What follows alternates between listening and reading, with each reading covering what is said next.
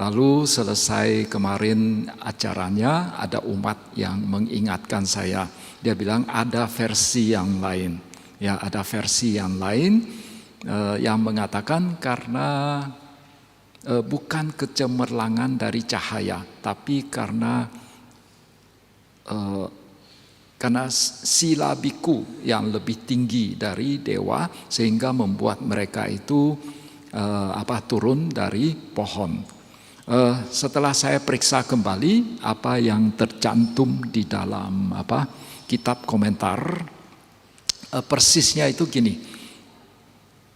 Kecermelangan itu saya terjemahkan dari kata teja. Teja itu memang secara harafiah artinya kecemerlangan. Jadi persisnya itu karena kecemerlangan dari para biku yang menjalankan sila dengan baik itu, sehingga membuat para dewa itu turun dari pohon. Jadi dalam hal ini memang persisnya tidak tahu apakah karena kecemerlangan dari cahaya para biku atau karena biku menjalankan sila dengan baik sehingga membuat dewanya itu harus turun dari pohon. Karena memang ada satu peraturan atau satu norma, satu hukum begitu, bahwa seseorang tidak boleh memberikan dhammadesana kepada mereka yang duduknya itu lebih tinggi. Kalau duduk satu level masih oke, ya. Tapi kalau misalnya yang mendengarkan dhamma itu duduknya lebih tinggi, maka dikatakan itu tidak menghormati dhamma. Ya, memang dalam hal ini para biku meditasi, mereka bukan membabarkan dhamma. Jadi memang persisnya seperti apa ya, kita juga tidak tahu. Tapi mungkin kita bisa ingat bahwa memang pada saat seseorang membabarkan dhamma itu tidak boleh ada yang mendengarkan lalu duduknya itu lebih tinggi. Tapi kalau dalam kondisi tidak membabarkan dhamma, ya umat pun boleh duduknya lebih tinggi dari biku atau yang penceramah begitu. Tapi ketika sedang berceramah, entah dia itu seorang biku atau seorang umat, ya sebaiknya ya duduknya itu jangan lebih rendah dari orang yang mendengarkan. Ya, cuma karena para biku harus menjalankan peraturan, jadi mereka harus karena biku ada winaya sehingga mereka harus menjalankan peraturan itu. Tapi karena umat tidak ada winaya sehingga walaupun mereka langgar sebetulnya tidak ada konsekuensi begitu. Ya, tapi mungkin tetap kalau misalnya para romo ramani ada ceramah di wihara, mungkin ada baiknya duduknya itu jangan lebih rendah dari mereka yang mendengarkan. Begitu juga ketika memberikan sila. Ya, itu sedikit tambahan cerita dari yang kemarin. Jadi para biku itu kenapa mereka datang? Waktu itu ya mendatangi Sang Buddha dulu. Tujuannya itu untuk mendapatkan objek meditasi dari Sang Buddha sebelum menjalani wasa. Jadi ketika mereka sudah putuskan untuk wasa di kaki Gunung Himalaya, ya setelah melakukan survei terhadap tempat itu, apakah tempatnya sesuai atau tidak, termasuk juga apakah tempat itu gampang untuk mendapatkan makanan atau tidak, ya dalam hal melakukan pindacara mereka apakah mengalami kesulitan atau tidak. Nah, setelah survei tempat itu, akhirnya mereka putuskan untuk wasa di sana. Tapi ketika sedang latihan meditasi ada gangguan dari para dewa, ya. Karena dewanya itu tidak bisa tinggal di pohon, ya, yang lebih tinggi dari para biku itu. Jadi oleh karena itu mereka menimbulkan gangguan, entah itu menimbulkan penglihatan yang mengerikan, atau menimbulkan suara yang mengerikan, atau menciptakan bau yang busuk, ya, sehingga membuat para biku itu tidak bisa tentram, tidak bisa konsentrasi. Jadi biku-bikunya awalnya waktu baru datang ke tempat itu mukanya cerah, berseri-seri begitu, ya. Tapi setelah sekian waktu, ya, memang tidak sampai 1 bulan, mungkin baru 1-2 minggu, lantas mereka menjadi kurus, pucat pasi, ya. Akhirnya, ya, karena tidak bisa tenang di sana, akhirnya mereka berusaha untuk meninggalkan tempat itu, untuk mencari tempat yang lain. Akhirnya mereka ketemu Sang Buddha, ya, datang menemui Sang Buddha, lalu menceritakan apa yang terjadi.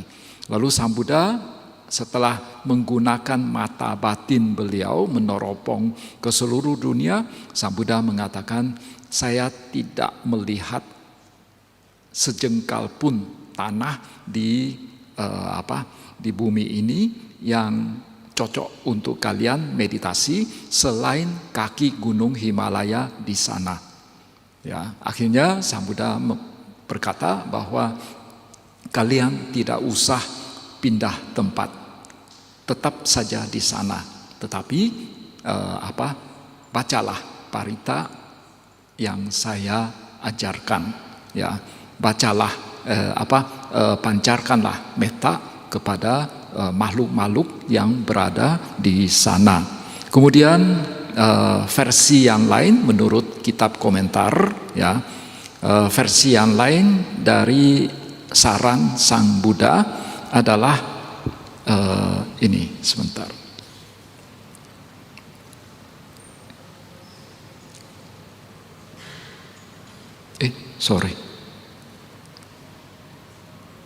Ya, versi yang lain adalah Sang Buddha menasihati para biku agar siang dan malam, ya, siang dan malam atau senja itu sehari 2 kali, ya, memancarkan metta, lalu membaca parita karania metta sutta, lalu melakukan meditasi asubha, lalu melakukan perenungan terhadap kematian maranasati, ya, termasuk juga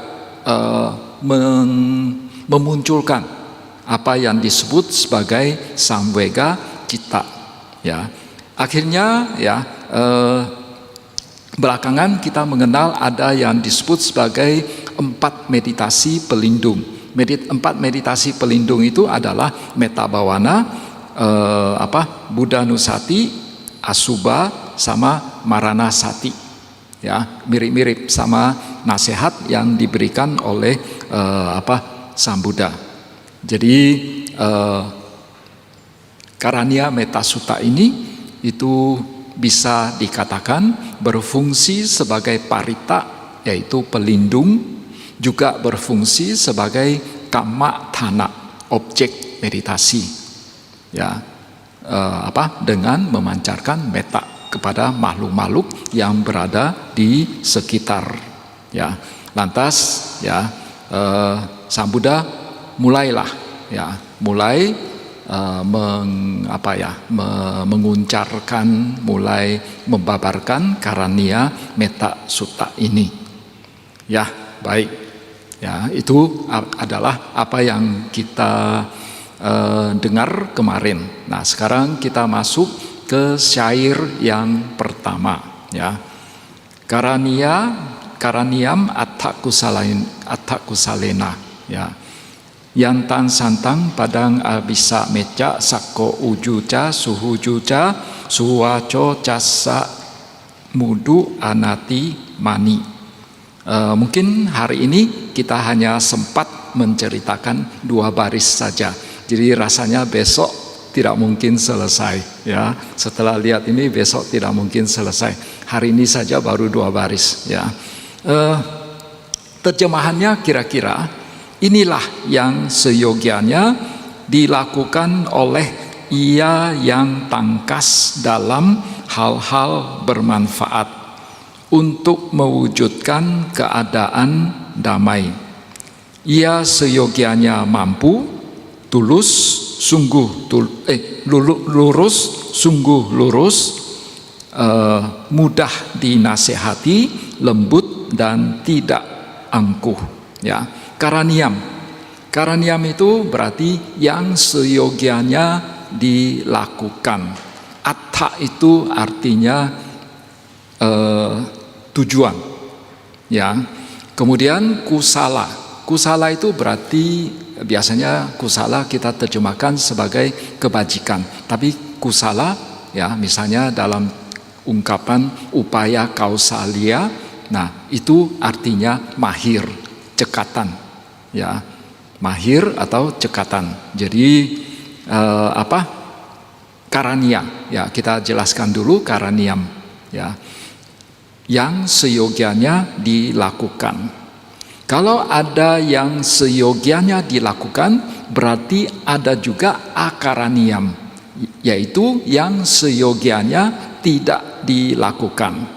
Ya, untuk judul sutta ini Karania Metta Sutta, ya kemarin sudah dikatakan juga bahwa kadang di Myanmar itu Karania Metta Sutta itu juga disebut sebagai Metta Sutta saja. Apa itu metta? Seringkali kita terjemahkan sebagai cinta kasih. Lalu karuna kita terjemahkan sebagai kasih sayang. Lantas apa beda antara cinta kasih dan kasih sayang?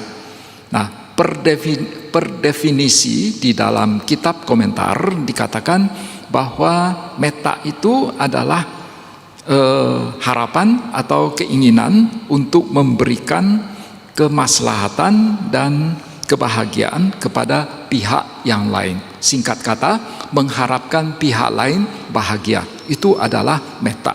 Seringkali juga kata metta ini diterjemahkan sebagai cinta kasih universal. Kalau universal berarti itu untuk semua, tidak membeda-bedakan. Tapi sebetulnya metta ini juga bisa ditujukan ke satu sosok saja, satu individu saja. Jadi kalau menurut pandangan pribadi saya tidak perlu tambah universal.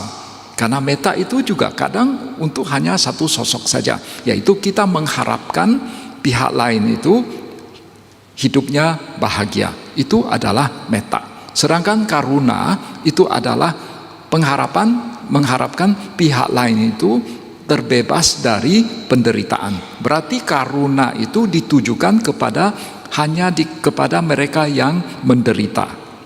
Ya, mengharapkan mereka bebas dari penderitaan. Sedangkan metta ditujukan kepada mereka yang sedang menderita atau yang tidak sedang menderita, yang sudah bahagia.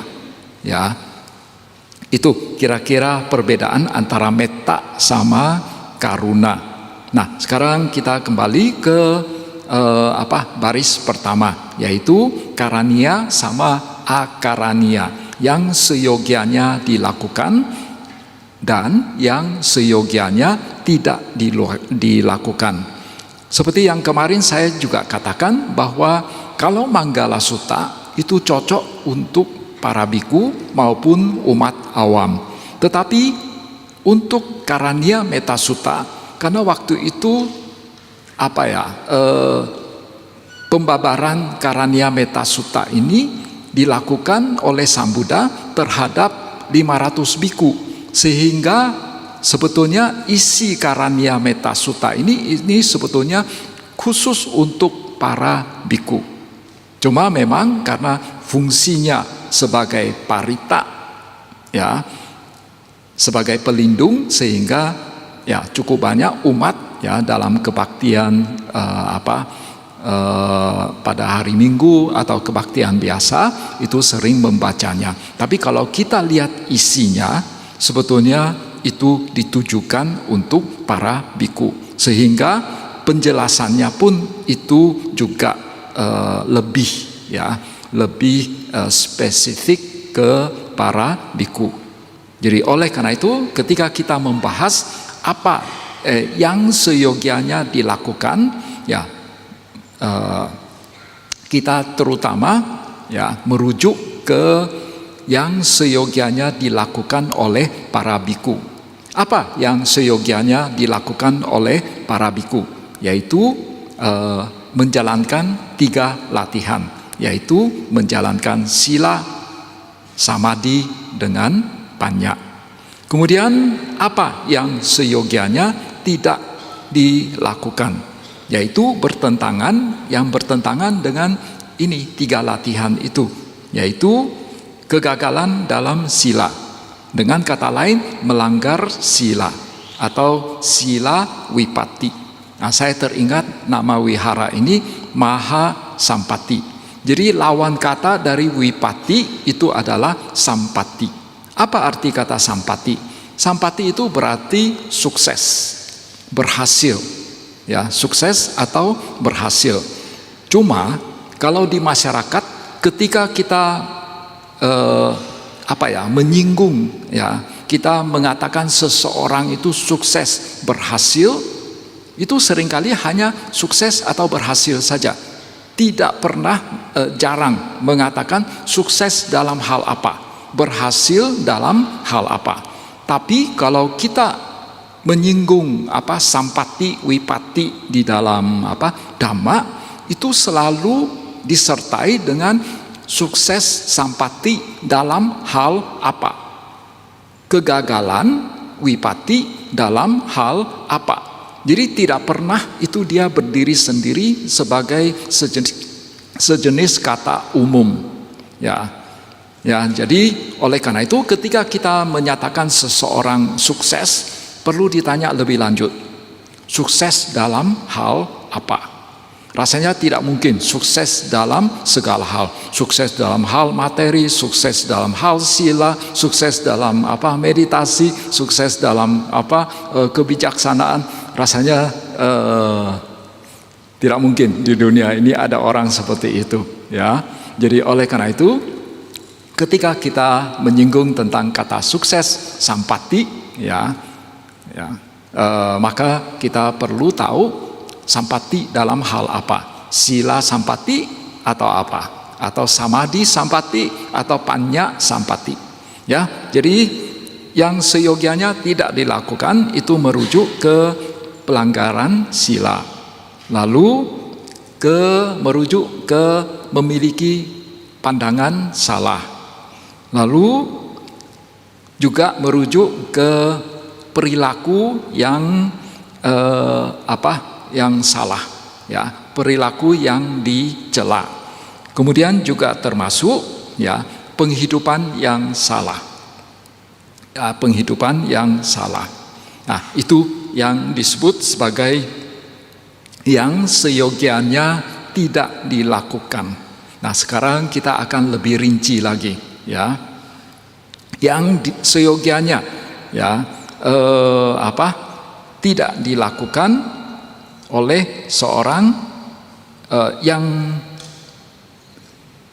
seyogianya tidak dilakukan oleh seorang biku, yaitu walaupun dia sudah menjadi seorang biku tetapi tidak berupaya secara benar. Maksud itu dia tidak sungguh-sungguh untuk melatih diri.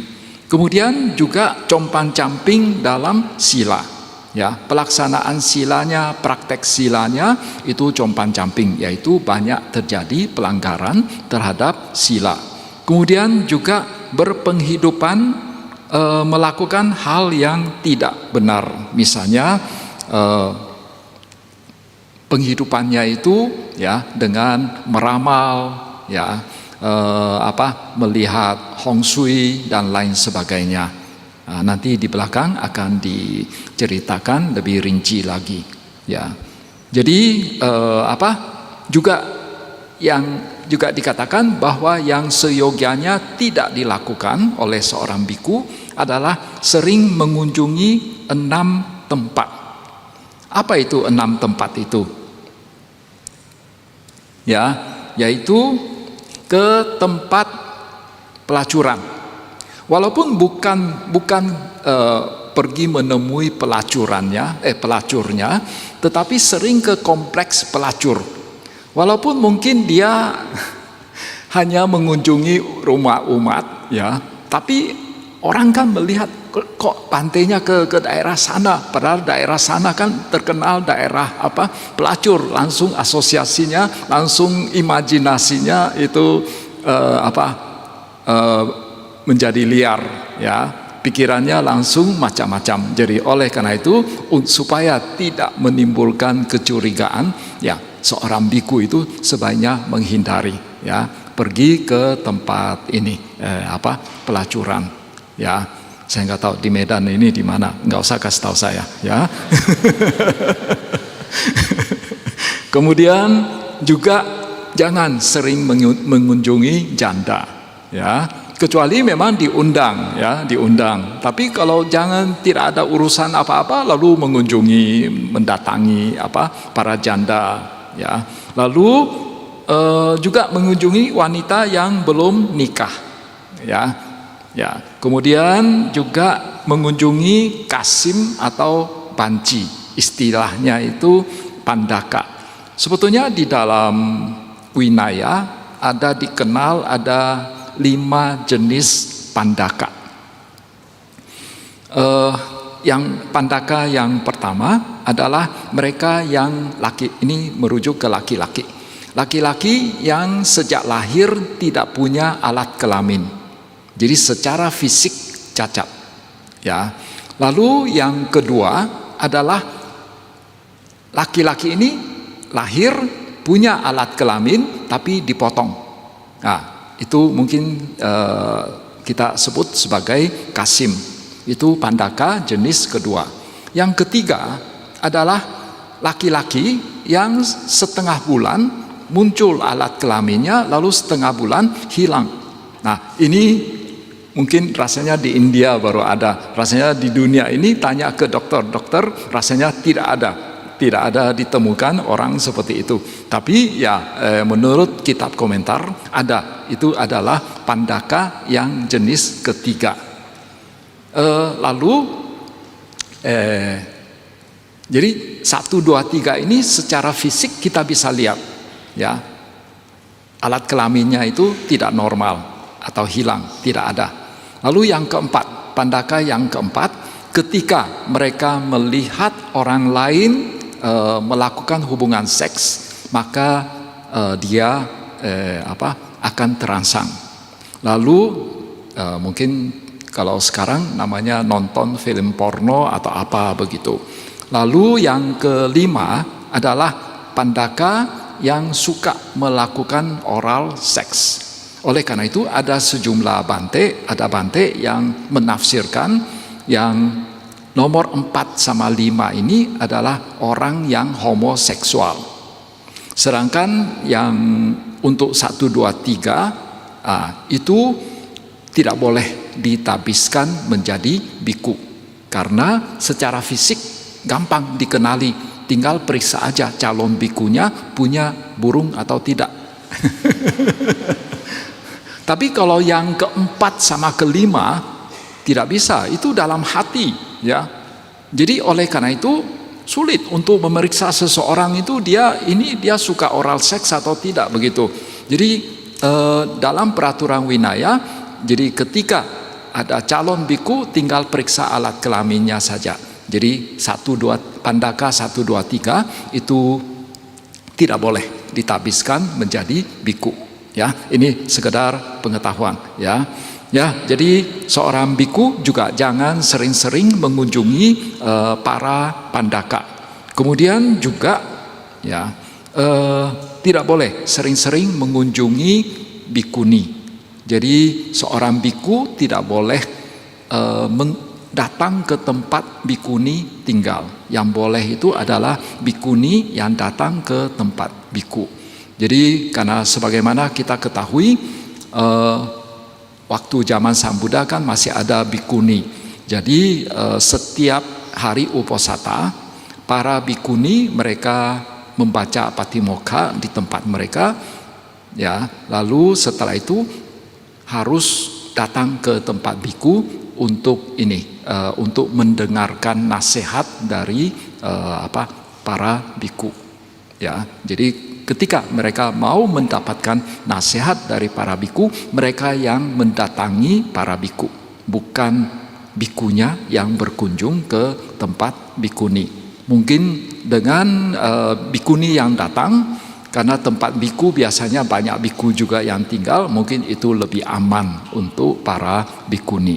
Kemudian juga tidak boleh sering-sering ya ke kedai minum ya. Mungkin kalau sekarang Starbucks ya, jadi jangan terlalu sering juga ke coffee shop gitu.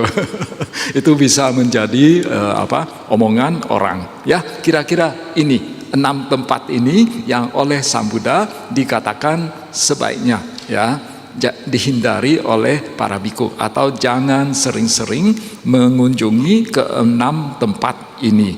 Kemudian juga ya yang seyogyanya tidak dilakukan adalah berdiam bersama secara tidak pantas dengan raja, menteri, pengikut ajaran sesat atau perumah tangga.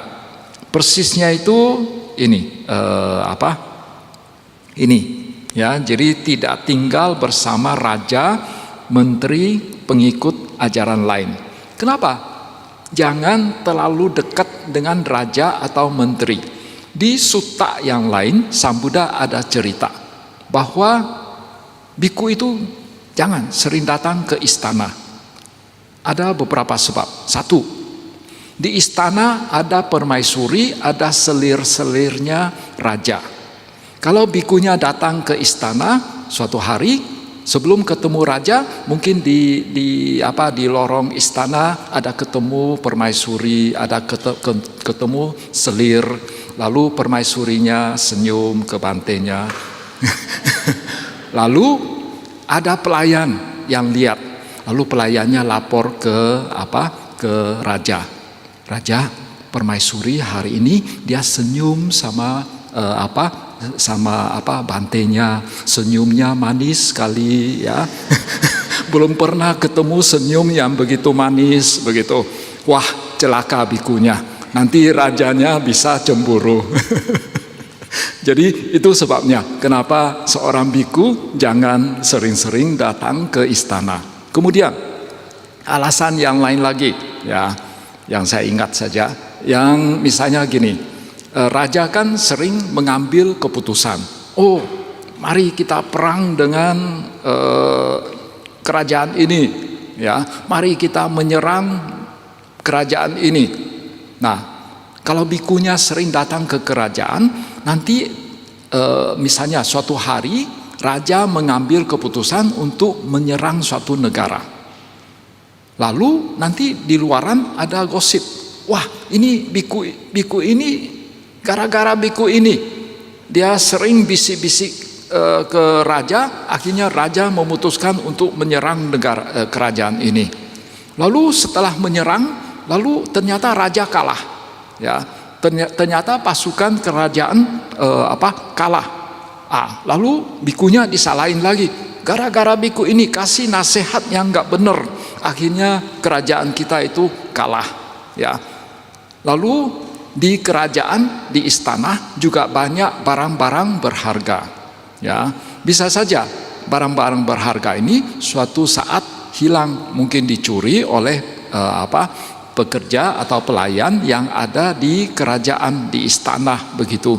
Nah, tapi karena gara-gara bikunya suka datang ke istana, ya biasanya kalau ada barang yang hilang, ya udah salah satu tersangkanya itu yang sering datang ke istana. Jadi bikunya itu bisa juga dituduh macam-macam.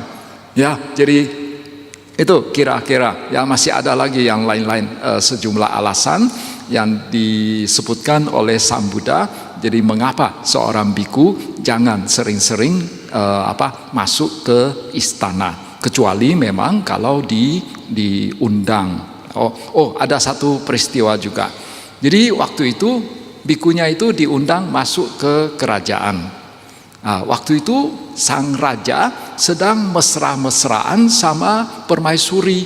Jadi waktu bikunya masuk, wah ininya langsung kaget raja sama permaisurinya. Katanya sampai permaisurinya itu pakaiannya lepas atau apa begitu, perhiasannya lepas gara-gara panik begitu, karena diliatin oleh sang biku. Jadi oleh karena itu ya seorang biku tidak dianjurkan untuk mendatangi istana atau tinggal, apalagi tinggal bersama raja atau menteri. Kemudian juga tidak tinggal bersama pengikut ajaran lain atau orang yang mengikuti ajaran lain, ya, karena bagaimanapun juga nanti dikira bantainya itu sudah convert, sudah pindah ke ajaran yang lain, ya. Atau bisa juga lama-lama tinggal bersama pengikut ajaran lain, lama-lama juga bisa dipengaruhi oleh ajaran yang lain. Ya, itu kira-kira alasannya. Kemudian juga tidak bergaul akrab dengan perumah tangga. Ya, juga tidak bergaul akrab dengan mereka yang tidak memiliki sadda. Sadda terhadap apa? Sadda terhadap Buddha, Dhamma, dan Sangha. Ya, boleh saja ya ada kontak, sesekali kontak begitu, tapi jangan terlalu akrab. Ya, bukan sama sekali tidak boleh bergaul, tapi jangan bergaul terlalu akrab. Kemudian juga jangan juga suka bergaul akrab dengan mereka yang sering dicela oleh orang, sering dicela oleh masyarakat. Ya, kalau sering dicela oleh masyarakat itu pasti perilakunya itu memang ada masalah. Ya, kemudian bergaul akrab dengan yang tak suka berbuat baik, karena lama-lama bisa terpengaruh oleh mereka. Juga dengan seorang pemarah, ya, jangan terlalu bergaul akrab. Ya, itu kira-kira yang perlu dihindari. Nah, sekarang kita kembali ke ini. Juga bergaul akrab dengan ini sudah.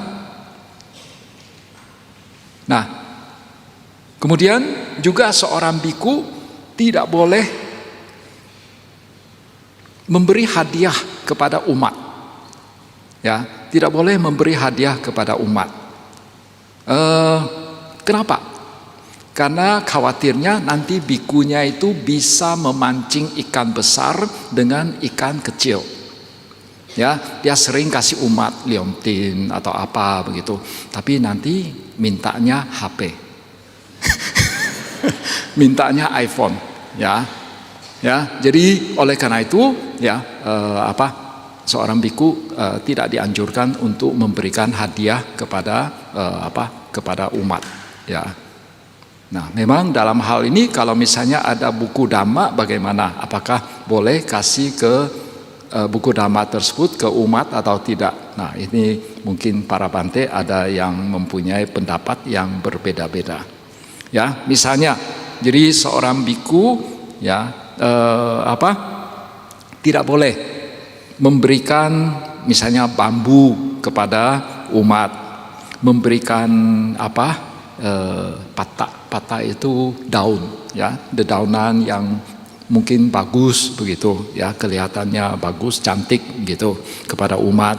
Juga kepada memberikan bunga kepada umat, memberikan buah kepada umat, memberikan ini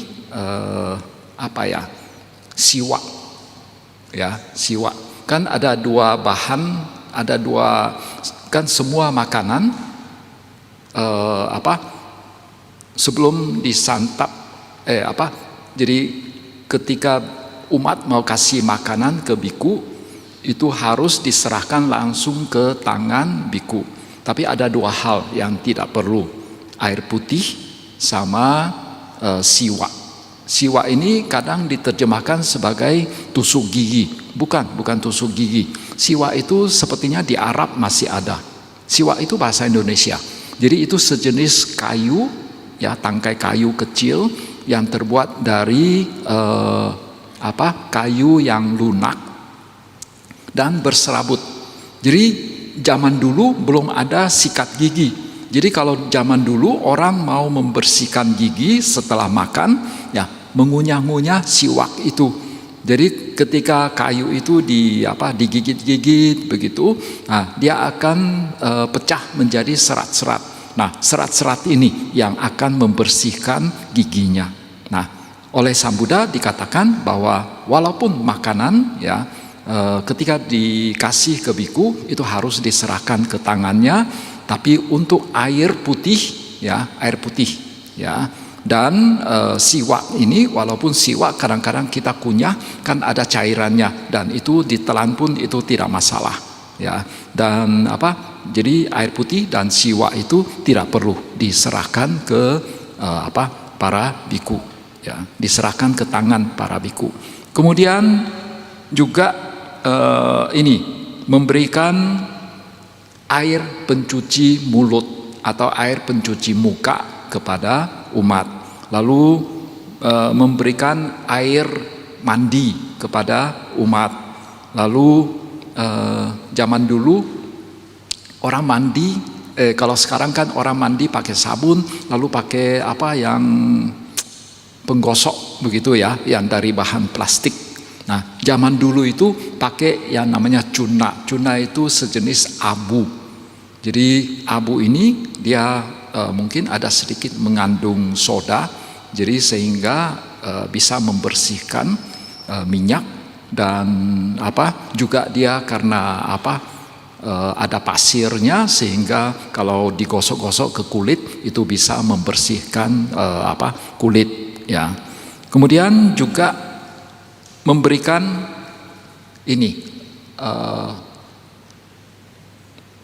bukan lumpur, clay bahasa Indonesianya apa?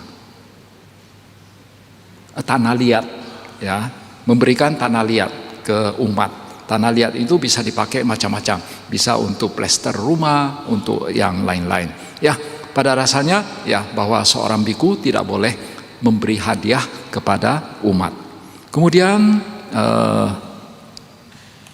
juga ya tidak boleh mengambil hati umat dengan memuji umat ya, dengan kata-kata yang manis. Lalu juga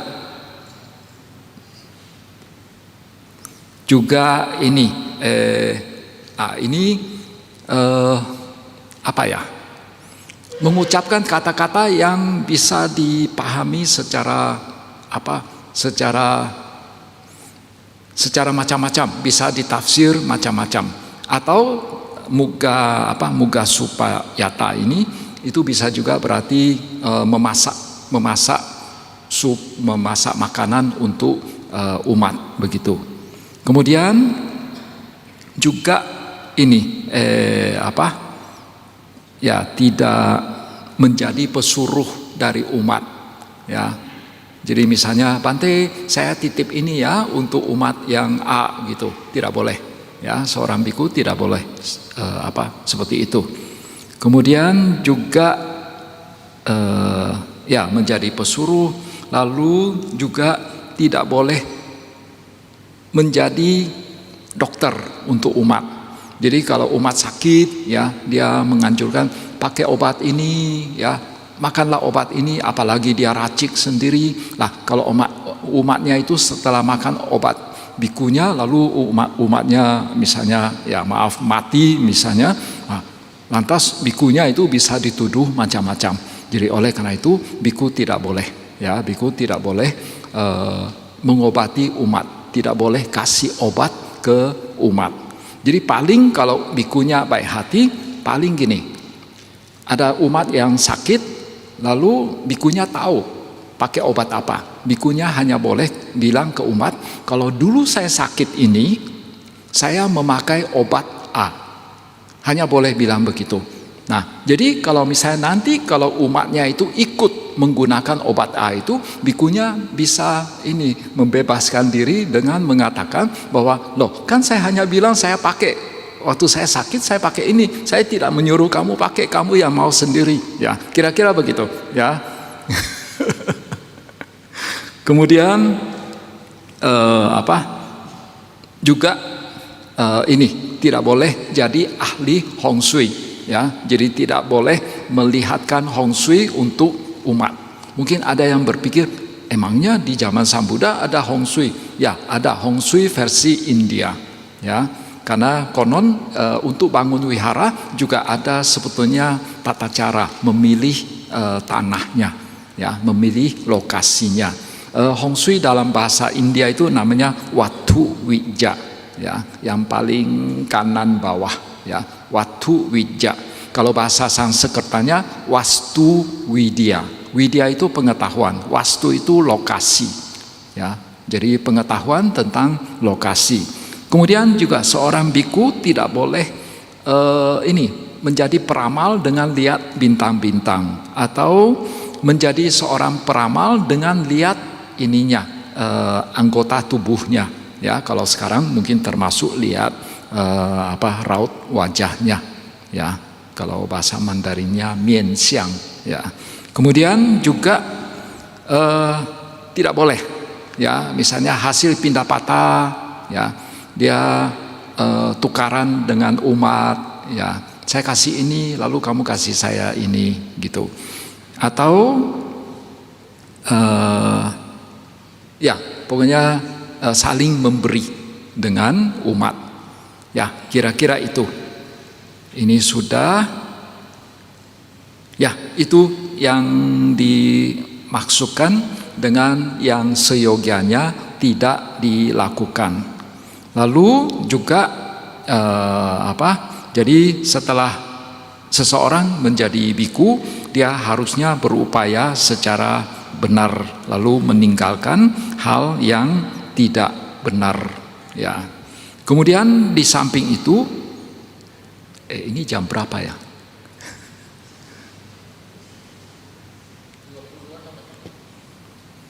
Oh, ya, habis inilah kita selesaikan. Berarti hanya baru satu baris.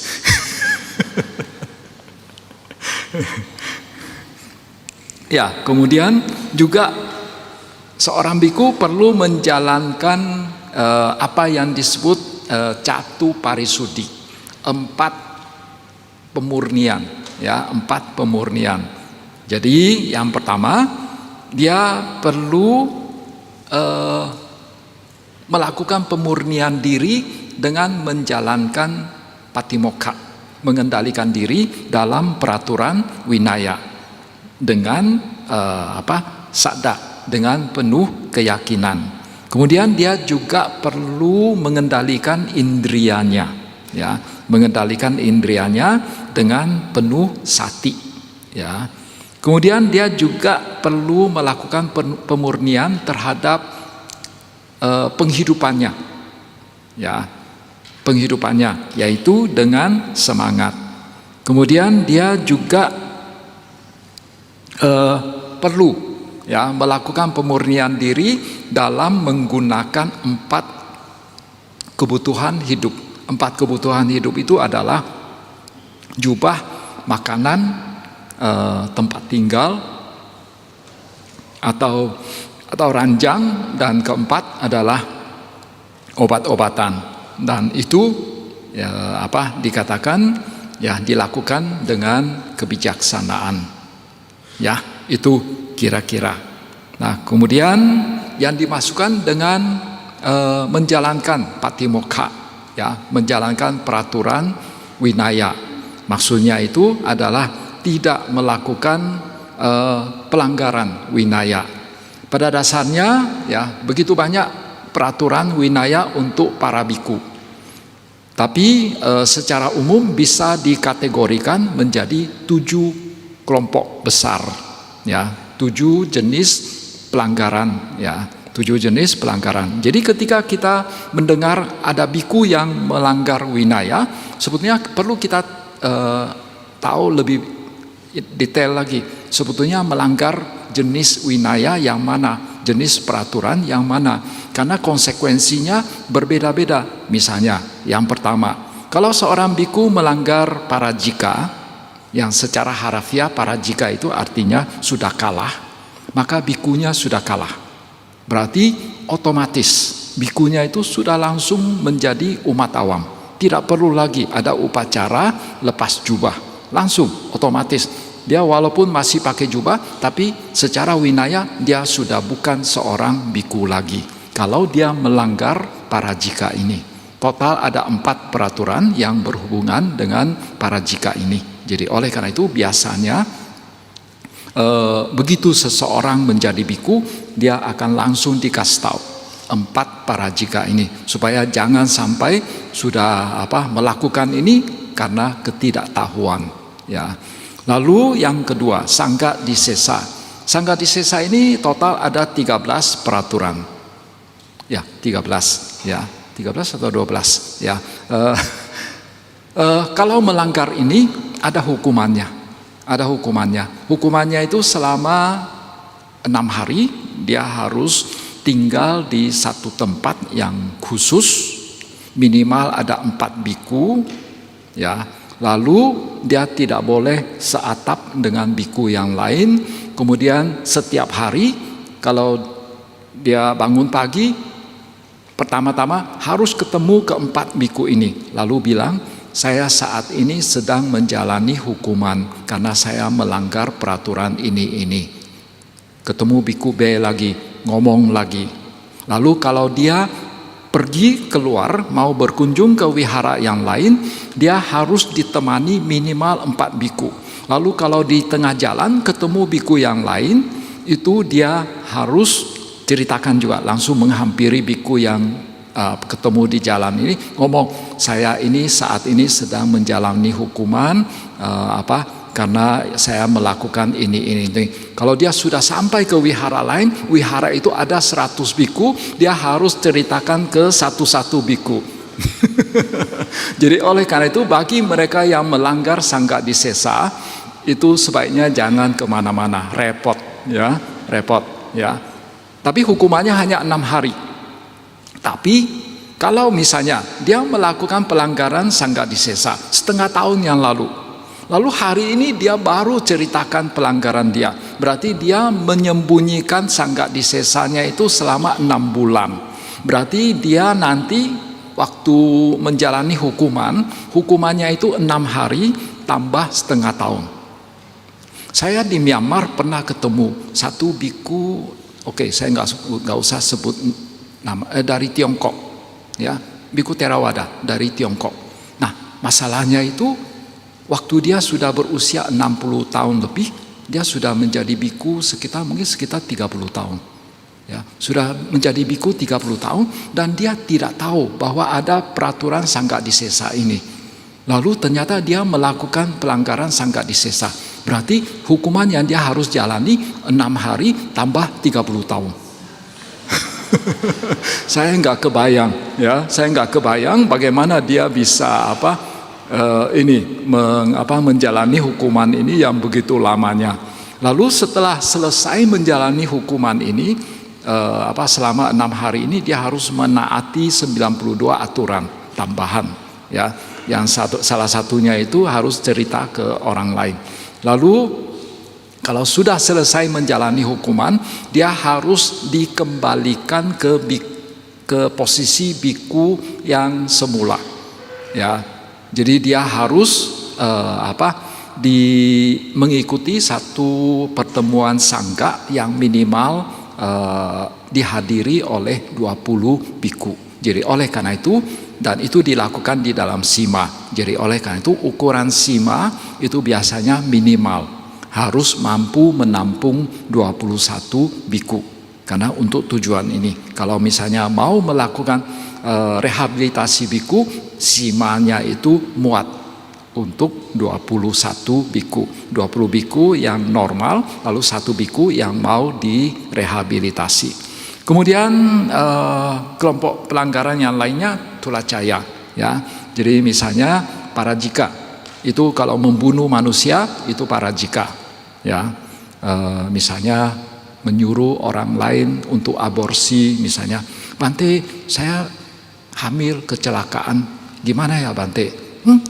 Aborsi saja, ya, aborsi saja. Lantas dia aborsi, berarti bikunya itu parajika. Jadi jangan tanya tentang aborsi ke biku, ya. Nah, kalau misalnya dia mencoba untuk membunuh manusia, tapi ini manusianya tidak mati. Nah, kalau manusianya mati itu kan parajika. Nah, kalau manusianya tidak mati, berarti pelanggarannya itu tulacaya. Itu kira-kira. Nah, dari pelanggaran tulacaya sampai yang ketujuh, ya, dubasita, itu kalau melanggar itu cukup mengakui kepada biku yang lain. Pengakuan ini tidak harus kepada biku yang senior, boleh ke biku yang junior. Yang penting dia seorang biku. Ya, itu kira-kira 7 jenis pelanggaran winaya, 7 kelompok besar, ya, pelanggaran winaya. Ya, hanya sekedar pengetahuan saja. Rasanya ini masih panjang, ya. Mungkin kita akhiri dulu sampai di sini, akan dilanjutkan besok, ya. Silakan kalau ada pertanyaan yang berhubungan dengan apa yang barusan diceritakan, silakan. Mandami Bante, izin bertanya. Di awal tadi Bante ada menyebutkan bahwasannya seorang biku tidak boleh membabarkan dharma kalau umat yang mendengar itu posisi duduknya lebih tinggi begitu. Misalnya kalau kita dharma yatra gitu Bante, di bus, terus kan ada biku yang membimbing di perjalanan dharma yatra itu Bante. Kita kan duduknya sama-sama di dalam bus. Bantenya boleh nggak membabarkan dhamma atau paling nggak menceritakan mengenai tempat-tempat yang akan dikunjungi bersama dalam perjalanan itu. Terima kasih Bante. Sama-sama duduk di kursi bis, ya. Iya Bante.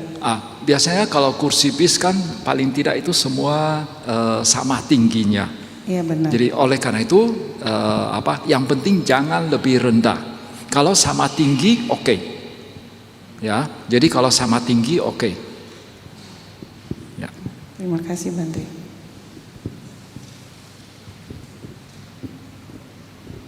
Ya mungkin karena isi ini ceramahnya tentang biku sebetulnya. Terlalu dalam. Ya, boleh tanya yang lain, ya, di luar itu juga boleh. Ya. Selamat malam Bante. Saya William, izin bertanya Bante. Total jumlah peraturan yang harus dituruti oleh seorang biku itu ada berapa Bante? Total. Peraturan yang harus ditaati oleh seorang biku. Iya. Ya, secara formal di dalam Patimokkha itu hanya 227 peraturan. Tetapi di luar itu, ya, kan kita tahu Winaya Pitaka pada dasarnya bisa dibagi menjadi Winaya Pitaka terdiri dari 5 jilid kalau dalam bahasa Pali. Nah, 5 jilid itu bisa dibagi menjadi 2 kelompok besar. Kelompok pertama namanya Sutta Vibhanga, itu isinya 227 Patimokkha. Lalu yang kelompok yang kedua itu namanya Khandaka. Khandaka itu adalah peraturan-peraturan yang di luar 227 peraturan itu. Jadi misalnya seorang biku kepalanya harus gundul. Ya. Itu tidak ada di 227 peraturan itu, tapi ada di Khandaka. Lalu seorang biku tidak boleh pakai misalnya pakaian umat, harus pakai jubah misalnya. Nah, itu juga tidak ada di dalam 227 Patimokkha. Ada di luar itu. Jadi total itu ada yang hitung itu banyak sekali. Ya, yang di luar 227, ada yang bilang puluhan ribu peraturan begitu, banyak sekali. Ya, misalnya seorang biku tidak boleh pakai catra, tidak boleh pakai payung kebesaran. Misalnya bikunya itu biasanya kan di Buddha itu kasih payung raja gitu. Nah, seorang biku tidak boleh pakai payung raja itu.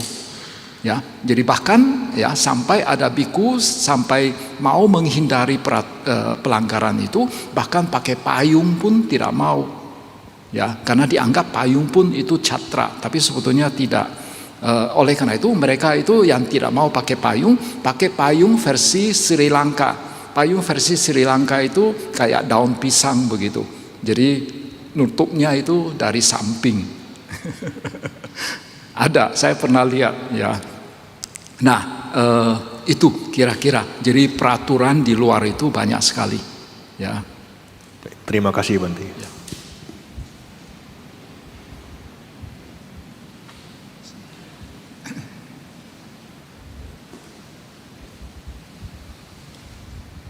Selamat malam semuanya. Sotihotu Namo Buddhaya. Wandami Bante. Jadi saya mau tanya Bante.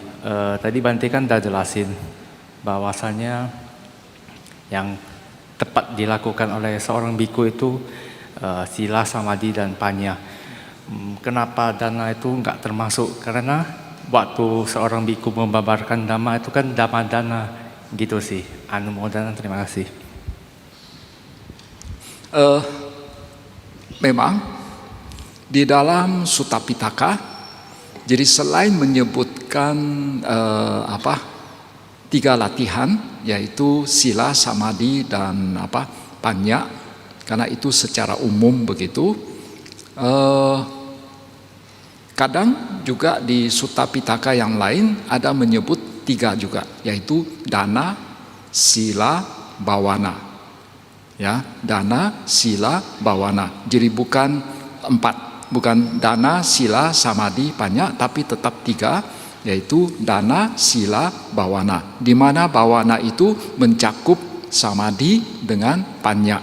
Karena sebagaimana kita ketahui bahwa panya yang paling tinggi itu adalah bawana maya panya, dan itu melalui meditasi. Panya yang diperoleh melalui meditasi. Kembali ke pertanyaan Anda, yaitu kenapa bukan dana, sila, samadhi, dan panya? Persisnya saya juga tidak tahu, tapi sepertinya kalau praktek dana itu walaupun termasuk salah satu di antara 10 parami, ya, salah satu di antara 10 parami, tapi itu belum betul-betul masuk ke inti ajaran Buddha. Ini penafsiran saya. Kalau dana kan biasanya ajaran-ajaran yang lain juga umum begitu, ya. Walaupun ada juga yang mengatakan sila juga umum, ya. Tapi dibandingkan sama dana yang lebih umum begitu, sehingga tidak termasuk dalam latihan yang khusus dengan tujuan untuk pencapaian nibbana misalnya, ya. Jadi ini kira-kira pendapat saya. Ya. Walaupun dana itu penting, ya. Kadang-kadang di masyarakat juga terlalu meremehkan dana ini. Padahal dana ini penting karena salah satu dari 10 parami. Jadi untuk menjadi seorang Buddha memang itu, menjadi seorang arahat itu memang juga harus kembangkan dana parami ini, ya. Ya, kadang-kadang ada orang mengatakan, dibandingkan sama sila, dana itu lebih rendah, ya. Dibandingkan sama samadhi, dana lebih rendah.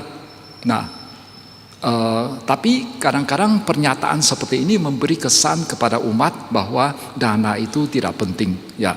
Dana itu sebetulnya penting, seperti yang dikatakan, bahkan biku pun sebetulnya perlu mempraktekkan dana, ya.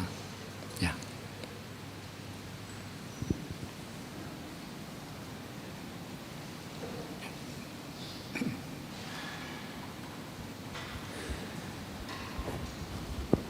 Wandami Bante, nama saya Sipin, mohon izin bertanya. Di mana-mana saya diajari itu sila, samadhi, panya. Bante tadi juga bilang sila, samadhi, panya. Tapi ada yang berpendapat bahwasanya yang diajarkan di sutta-sutta itu justru panya, sila, samadhi. Bukti ini di Jalan Mulia berunsur 8 yang pertama disebutkan itu samadhiti dan sama sangkapa, bukan sama waca duluan gitu loh Bante. Jadi sebenarnya mana yang benar Bante? Wandami, Bante. Ya, ya. memang kalau kita lihat 8 jalan Arya itu memang susunannya itu adalah Panya, Sila, Samadhi. Jadi memang ada yang mengatakan bahwa, jadi gini, seperti yang tadi saya katakan, Panya itu ada 3 macam. Yang pertama, tahap pertama itu namanya Sutta Maya Panya, yaitu kebijaksanaan atau pengetahuan yang diperoleh dari mendengar ceramah. Sutta itu berarti mendengar, ya, mendengar ceramah. Lalu zaman sekarang membaca buku, menonton video ceramah begitu. Itu adalah Sutta Maya Panya. Jadi adalah langkah pertama ketika kita baru belajar Dhamma. Lalu yang kedua, langkah kedua adalah Cinta Maya Panya, yaitu kebijaksanaan atau pengetahuan yang diperoleh dari perenungan cinta, perenungan. Jadi setelah kita mendengar ceramah, lalu supaya kita bisa mencerna lebih baik, kita bisa melakukan internalisasi dari pengetahuan tersebut, ya, kita serap ke dalam diri kita, maka perlu melakukan perenungan. Itu langkah kedua. Langkah ketiga itu adalah Bhawana Maya Panya. Kalau tadi Sutta Maya Panya, Cinta Maya Panya, pengetahuan itu masih bersifat intelektual, masih bersifat penalaran. Jadi itu hanya pengetahuan aja dan masih pengetahuan intelektual. Nah, kalau yang ketiga, Bhawana Maya Panya, itu pengetahuan atau kebijaksanaannya itu bukan lagi pengetahuan intelektual, tapi itu pengetahuan lebih bersifat intuitif. Dan itu hanya bisa diperoleh dari meditasi. Nah, jadi kalau untuk yang di 8 jalan Arya, pertama-tama disebut yang pertama samadhi, ya. Jadi perlu untuk mulai masuk ke dalam Dhamma, mulai praktek Dhamma, memang kita pertama-tama harus punya pandangan benar dulu, punya pedoman dasar begitu, yang benar dulu supaya tidak salah jalan. Tapi setelah kita sudah punya pandangan yang benar, ya, lalu yang kedua apa ya? Sama sangkapa, pikiran yang benar. Maka kita mulai mempraktekkan sila, mulai mengembangkan samadhi. Nah, setelah mempraktekkan sila, ya, mengembangkan samadhi, maka nanti akan muncul pengetahuan yang bersifat intuitif itu, yaitu Bhawana Maya Panya. Ya, jadi kira-kira begitu cara mengurainya. Jadi kalau untuk sila samadhi panya, sebetulnya kalau menurut saya itu lebih bersifat spiral. Dengan panya kita bisa menjalankan sila dengan baik, kita bisa mempraktekkan samadhi dengan baik. Lalu akhirnya muncul kebijaksanaan, pengetahuan yang lebih tinggi. Lalu dengan pengetahuan yang lebih tinggi, membuat sila kita menjadi lebih bagus lagi, membuat samadhi lebih bagus lagi, membuat pengetahuan kita lebih tinggi lagi, setingkat lebih tinggi lagi. Lalu nanti pengetahuan yang lebih tinggi kembali lagi ke sila samadhi begitu. Jadi kalau menurut saya seperti spiral begitu. Ya, itu kira-kira penjelasan dari saya. Ya.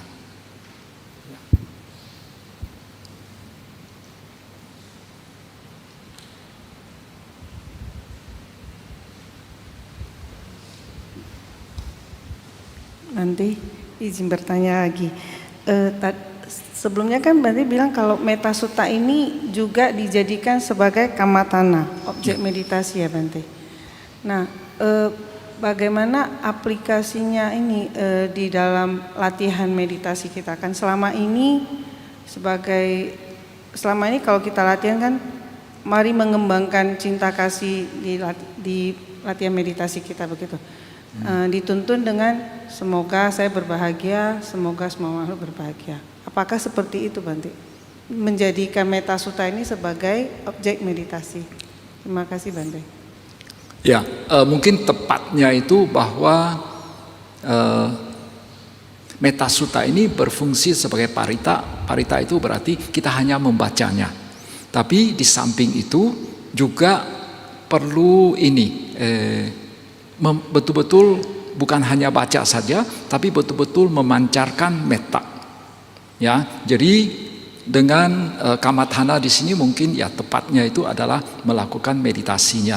Jadi kita memancarkan metta, ya, memancarkan metta. Karena itu yang bisa itu yang bisa membuat gangguan dari para dewata itu bisa dihilangkan. Tanpa memancarkan metta, kalau hanya sekedar baca parita saja kekuatannya kurang. Jadi harus juga betul-betul memancarkan metta. Lalu tadi disinggung memancarkan metta ke diri sendiri lalu ke semua makhluk hidup. Kenapa ke diri sendiri dulu? Karena mungkin kalian pernah dengar ada umat yang bertanya, Bante, dikatakan memancarkan metta. Tapi bagaimana cara memancarkan metta? Metta itu seperti apa? Ya. Nah, kalau muncul pertanyaan seperti itu, perlu melakukan langkah pertama, yaitu memancarkan metta ke diri sendiri dulu untuk mendapatkan feeling, ya, feeling dari metta itu seperti apa, memancarkan metta itu seperti apa. Jadi karena orang cenderung lebih menyukai dirinya sendiri, lebih mencintai dirinya sendiri, oleh karena itu untuk bisa mendapatkan feeling itu pertama-tama ke diri sendiri dulu. Ya, kalau saya tidak salah ingat, ini dijelaskan di dalam Visuddhimagga bahwa untuk mendapatkan feeling metta itu maka kita ke diri sendiri dulu. Setelah dapat feeling itu baru kita pancarkan metta ke pihak yang lain. Itu kira-kira. Kemudian nanti persisnya kenapa metta sutta ini juga disebut sebagai kamathana, nanti kita lihat mungkin sampai penjelasan ini sudah hampir habis, baru kita lihat secara keseluruhan kenapa disebut sebagai kamathana. Kira-kira begitu. Ya.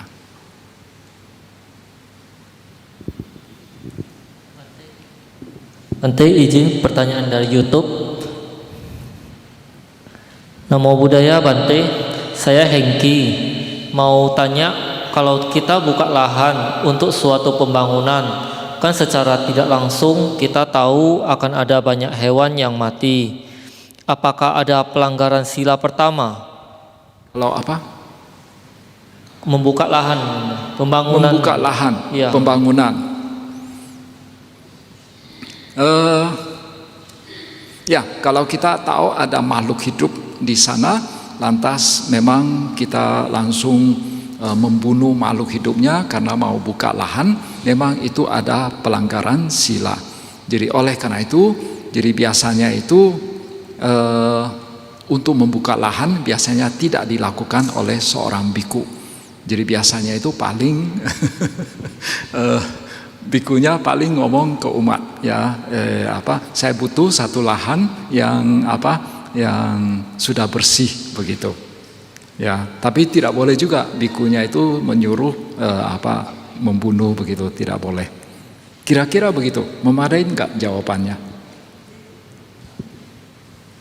Atau menurut Henry jawaban saya memadai? Silakan Bisa, tanya. Bante. Ya. Bisa, Bisa ya? Bisa, Bante. Ya. Kira-kira begitu. Ya. Tentang membunuh itu, pelanggaran membunuh ini memang agak ini. Misalnya gini, saya sudah tahu waktu biasanya di jalan begitu itu banyak semut, banyak serangga gitu. Lalu untuk tujuan ke sana saya harus melalui jalan itu. Saya harus melalui jalan itu. Jadi saya tetap lewat jalan itu. Saya sudah tahu pasti ada serangga. Nanti kalau saya lewat pasti akan mati. Kalau saya lewat lalu ada serangga yang terinjak, Melanggar sila atau tidak?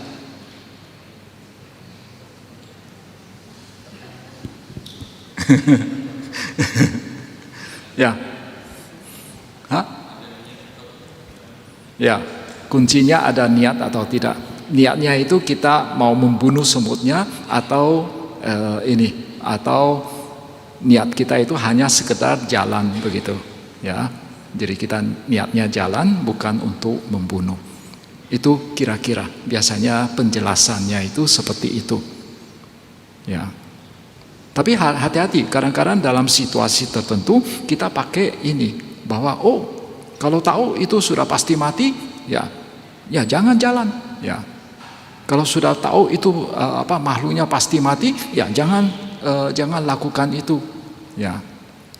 Kadang-kadang juga ada begitu. Tapi kalau dengan alasan begitu, maka kita bisa tanya lebih lanjut, ya. Apa berarti kita tidak bisa jalan begitu, ya. Atau pakai cara pengikut Jainisme. Kalau pengikut Jainisme konon ininya samananya itu kemana-mana bawa sapu, ya. Jadi kalau jalan itu jalan di depannya itu disapu dulu supaya bebas dari semut. Tapi kadang-kadang kalau nyapu semutnya mati juga.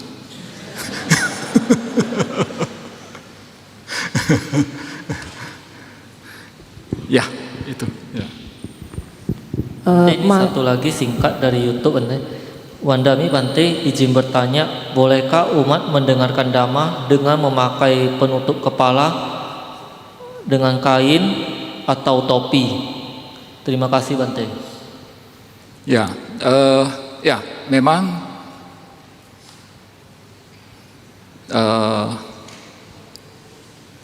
ketika membabarkan dhamma untuk biku, ya, biku.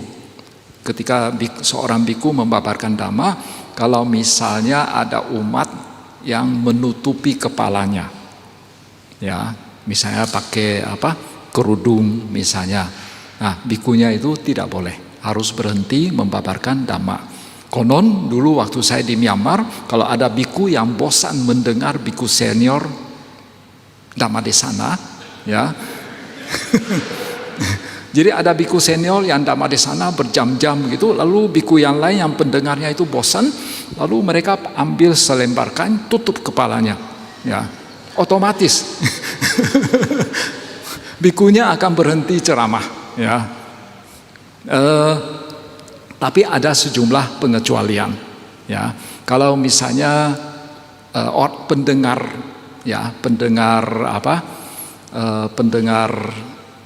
Dhammadesananya itu memakai tutup kepala karena itu adalah adat istiadat, ya, karena ada sejumlah alasan maka boleh, ya. Tapi tentang pengecualian ini saya lupa, saya baca di mana, saya lupa apakah itu di Winaya Mukha, sebuah buku Winaya, penjelasan Winaya yang ditulis di Thailand atau di mana.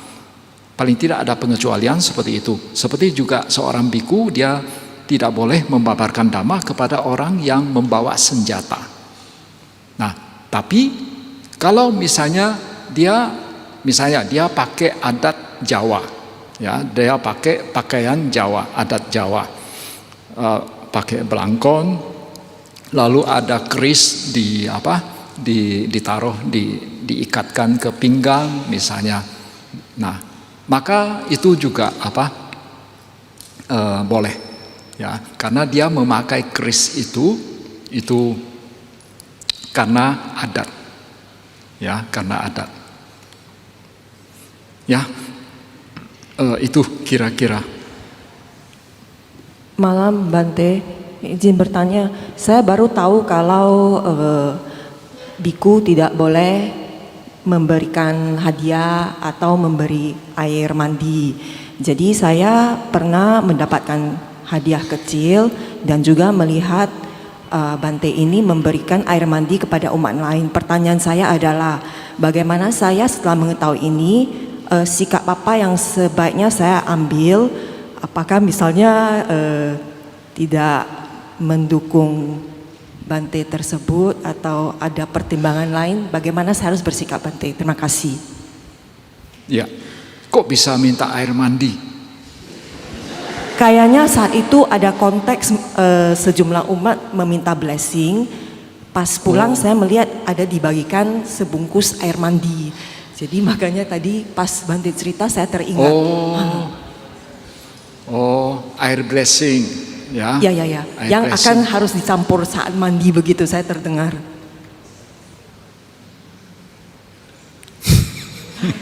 Dan juga hadiah yang Mungkin diberikan. gini, ya, kalau Bantenya mau kasih, udah terima aja. Yang penting dari kamu jangan minta. Mungkin begitu, ya, mungkin begitu. Seperti yang tadi saya katakan, yang tentang air blessing begitu, itu mungkin mirip-mirip sama buku Dhamma. Nah, seorang biku boleh nggak kasih buku Dhamma ke umat? Ada yang punya pendapat? Boleh nggak? Saya nggak tahu, ya. Ada yang menyatakan boleh, ada yang menyatakan tidak boleh, ya. Tapi minimal itu dari umat sendiri, yang penting jangan minta, ya, jangan minta hadiah dari Bante, ya.